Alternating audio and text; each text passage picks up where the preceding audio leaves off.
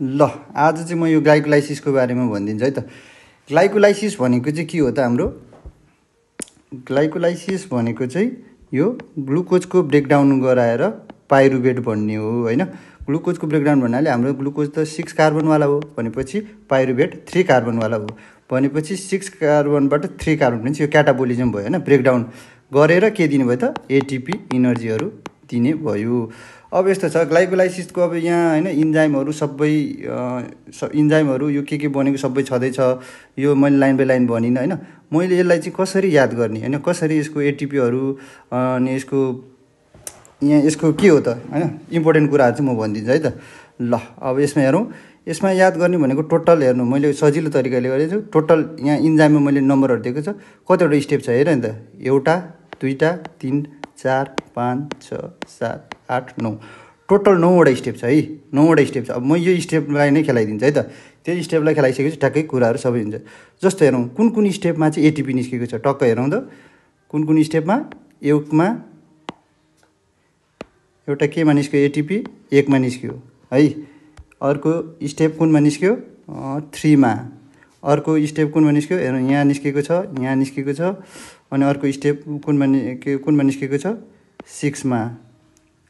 अर्को स्टेप यहाँ हाम्रो 9 मा। भनेपछि 1, 3, 6, 9 मा के छ?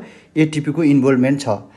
अनि अर्को कुरा याद गर्नु है त, जुन जुन यो स्टेपमा निस्केको छ नि एटिपी, त्यसको इन्जाइम एकचोटि विचार गर्नु त। ती सबै इन्जाइमहरू ती सबै एटिपी इन्भल्भ भएको मा चाहिँ इन्जाइम के छ त? Kinase 1, 3, 6 and 9। हेर्नु है त 1, 3, 6, 9 मा के छ त? हाम्रो एटिपी इन्भल्भमेन्ट छ। त्यही भएर त्यसमा सिधै काइनेजवाला इन्जाइम युज गरिदिने है। त्यो भयो।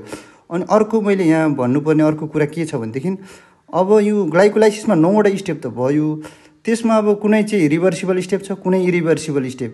अब यसरी याद गर्दा कसरी कन्फ्युज हुन्छ। अब त्यहाँ पनि एउटा आइडिया लाउने। त्यसमा के छ भनेदेखि हाम्रो 1, 3 र 9 वाला सधैँ के हो त? इरिभर्सिबल। इरिभर्सिबल भनेपछि यिनीहरू यस्तो इरिभर्सिबलमा हाम्रो यो सिङ्गल एरो छ है, सिङ्गल एरो छ 1, 3 र 9। अब अरूलाई त के गर्नु पर्यो त?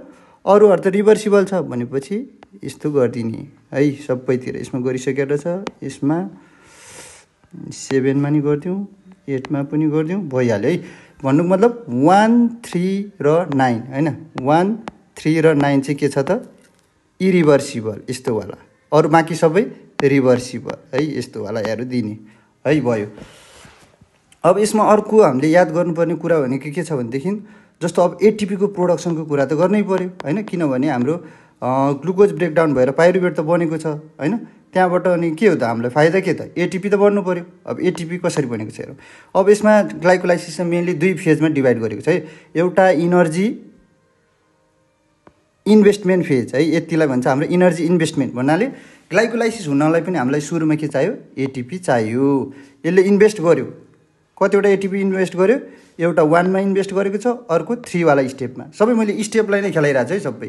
1 मा एउटा एटिपी हामीले इन्भेस्ट गर्यो, 3 मा पनि एउटा एटिपी इन्भेस्ट गर्यो है। इन्भेस्ट गर्दाखेरि हेर्नु यहाँ फेरि कन्फ्युज नहुने, यहाँ हेरौँ त एटिपी चाहिँ इन्भेस्ट भएर एडिपी बनेको छ नि त। यहाँ पनि एटिपी चाहिँ इन्भेस्ट भएर एडिपी भन्नुको मतलब एटिपी चाहिँ हाम्रो इन्भेस्ट भइरहेको छ। जस्तो अब तलतिरकोमा हेरौँ त, जस्तो कतिमा 6 मा छ हाम्रो। हेर्नु 6 मा के छ? यहाँ एरो भएकोतिर चाहिँ के छ? एटिपी भनेको एटिपी जेनेरेट भइरहेको छ। भनेपछि यहाँदेखि यहाँसम्म यो एटिपी इन्भेस्टमेन्ट फेज भयो। यहाँदेखि यो अब तलतिरको के भयो त? हाम्रो एटिपी जेनेरेसन भने इनर्जी जेनेरेसन फेज भयो है, जेनेरेसन। किनभने एटिपी जेनेरेट गरिरहेछ। भनेपछि अब एटिपी जेनेरेट कुन कुनमा भएको छ? एउटा 6 स्टेपमा, अर्को 9 स्टेपमा है, 9 स्टेपमा। अनि हाम्रो 5 स्टेपलाई पनि नभुलाउँ। 5 स्टेपमा चाहिँ के छ? त्यहाँ चाहिँ हाम्रो एनएडिएच छ। अब हाम्रो 5 स्टेपमा चाहिँ के छ? एनएडिएच छ। अब पुरानो कन्सेप्ट अनुसार 1 एनएडिएच इक्वल टु कतिवटा हुन्छ? 3 एटिपी। अब अहिलेको कन्सेप्ट अनुसार चाहिँ 2.5 भनेको छ। अहिलेले मैले 3 एटिपीवालालाई मानेर गरेँ है त। अब यतापट्टि के छ भनेदेखि, यतापट्टि जस्तो यो फ्रुक्टोज 1,6 बिसफोस्फेटबाट यो ग्लिसरल डिहाइड 3 फोस्फेट र डाइहाइड्रोक्सी एसिटोन फोस्फेट बनेको छ नि। जसरी ग्लिसरल डिहाइड 3 फोस्फेट यो स्टेपहरू बनेको छ नि, एउटा पाइरुवेट बनेको छ नि, सेम यहाँबाट पनि सेम स्टेपहरू फलो गरेर सेम एटिपी जस्तो यतातिर एनएडिएच बनेको जस्तो यता नि बनेर यतातिर एटिपी यो सब सेम बनेर यहाँ पनि पाइरुवेटै बन्यो भनेपछि एउटा ग्लुकोजले दुईटा पाइरुवेट दिने भयो भनेपछि अब यतापट्टि एउटा 5th स्टेपमा एउटा एनएडिएच दिएको जस्तो यतातिर पनि एउटा एनएडिएच दिने भयो भनेपछि यता र यता एनएडिएच गर्दाखेरि कतिवटा भयो दुईटा एनएडिएच भयो है दुईटा एनएडिएच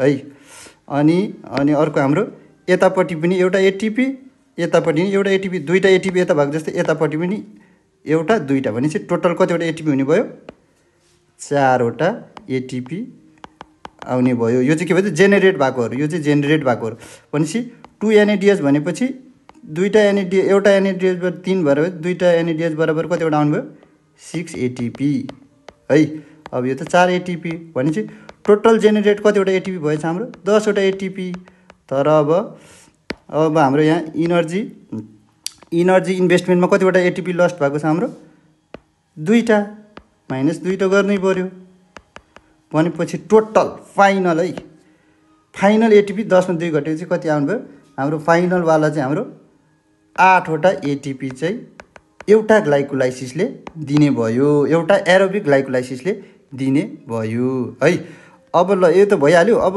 इन्जाइमहरू पनि अब त्यस्तो कन्फ्युज लाग्छ भने मैले भनिहालेँ होइन जस्तो एटिपी वालामा सबैमा यो काइनेजवाला छ है यो इन्जाइम पनि मैले भनिदिइहालेँ थोरै यो काइनेज होइन जुन स्टेपमा यो एटिपी इन्भल्भमेन्ट छ नि होइन त्यहाँ के आएको छ काइनेज आएको छँदैछ है इस ट्याग ट्याग ट्याग यहाँ पनि ट्याग ट्याग भइहाल्यो त्यसपछि अरूमा पनि अब हल्का के दिमाग लाउने भने जस्तो हेरौँ त ग्लुकोजबाट के भनेको छ ग्लुकोज 6 फोस्फेट होइन भनेपछि 6 वाला भनेपछि हेक्जो अब यसमा त काइनेजवालामा मैले केही भनिनँ है अनि यसमा हेरौँ त ग्लुकोज 6 फोस्फेट र फ्रुक्टोज 6 फोस्फेट त आइसोमर हो नि त यिनीहरू त्यही भएर यहाँ आइसोमेरेज इन्जाइम आयो है यहीँको युज गरेको छ फोस्फो अनि 6 लाई हेक्जो अनि आइसोमेरेज किनभने यो दुईटा सेम छ त्यो भइहाल्यो त्यसपछि अब यसमा पनि फोस्फो यसमा चाहिँ 6 वाला युज गरेको छैन फोस्फो एकैचोटि यो फ्रुक्टो अनि अब काइनेजवाला अघि नै भनिहाल्यो यो अल्डोलेज यादै गर्ने अब त्यसमा यहाँ इन्जाइमहरू पनि केही यादै नगर्ने क्या ट्याग